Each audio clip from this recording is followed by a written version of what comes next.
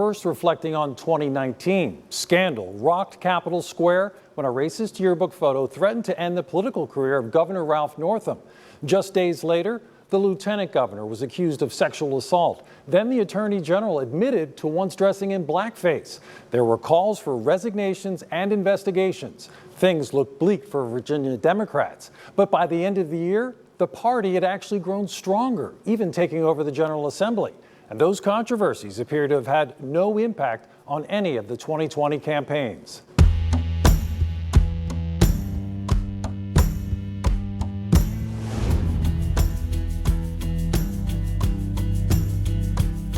That photo and the racist and offensive attitudes it represents does not reflect that person I am today, but I accept responsibility for my past actions, and I am ready to do the hard work of regaining your trust. You know, I think when you go back and think about what happened in such a short period of time, you know, in the Capitol, you know, down in Richmond, you kind of like think, you know, what in the world, you know, was going on? Well, I think it's pretty shameful that all three Democrats who hold statewide office were called on by their own party members to step down, and now they're still in office. I think the governor missed the mark on the opportunity to step down. If this is Ralph Northam, which I hope and pray it is not, but if this is Ralph Northam, he should resign. It's not the Ralph Northam that I know of, that I've known for the past several years. I didn't call for his resignation. I did say, however, after looking at his pitiful press conference afterwards, that he should know what he needs to do. I mean, I actually defended the governor. I mean, not that I think it's okay to be in blackface, but it did happen decades ago, until he started, let's be honest, lying about it, until he told one story, then switched his story. When I was confronted with the images yesterday, I was appalled that they appeared on my page, but I believe then and now that I am not either of the people in that photo. What did he do? He admitted it was he. Then he said, well, wait a minute, maybe it wasn't me. Well, it's not me, and it was horrific, and the fact that it was on my page was just unacceptable, and I felt the need, as did my staff, to reach out and apologize. I'm going to have an investigation. So he's had 2 investigations. And what did he say as a result of that?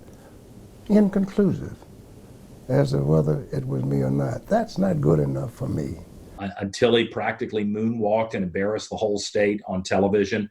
You have a governor that thinks he's Michael Jackson. Remember, his wife saved him. Both of them are wrong.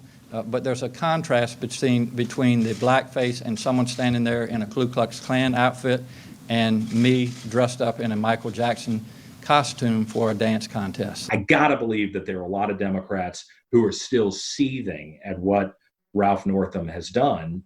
But when you've got control of the House and the Senate, and you have a Republican governor, lieutenant governor, and an attorney general who back you up in court, you really have the best scenario politically, even if you've got very flawed people in those roles. And so I think the leadership is gone. And and I've asked this question on several occasions. No Democrat can be elected governor in this state without strong, massive turnout and support of the black community.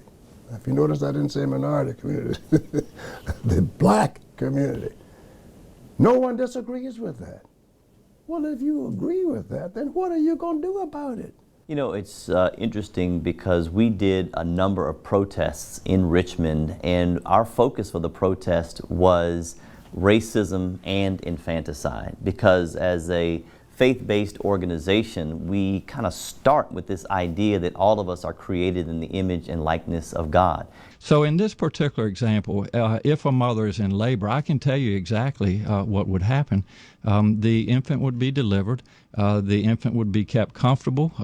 The infant would be resuscitated if that's what the mother and the family desired. And then a discussion would ensue between the physicians and the mothers. When that came out, our protest specifically was with people on the right and people on the left together saying that we denounce both racism and infanticide. To think that, you know, a sitting governor who is also a doctor would even come close to suggesting that a child who was born after an abortion should not get medical treatment. It was bizarre to me. I regret that those comments have been mischaracterized. The personal insults toward me, I really find disgusting. People don't remember scandals for as long or as intensely as they once did. I kid that it's a bipartisan Clinton-Trump era. Bill Clinton and Donald Trump pretty much eliminated sex as an issue, and lots of other candidates have eliminated other things. And people have begun to put scandal in perspective, and they consider it as a part of the whole, a piece of the puzzle. It looks like that we have moved beyond that, and my hope is for a better Virginia.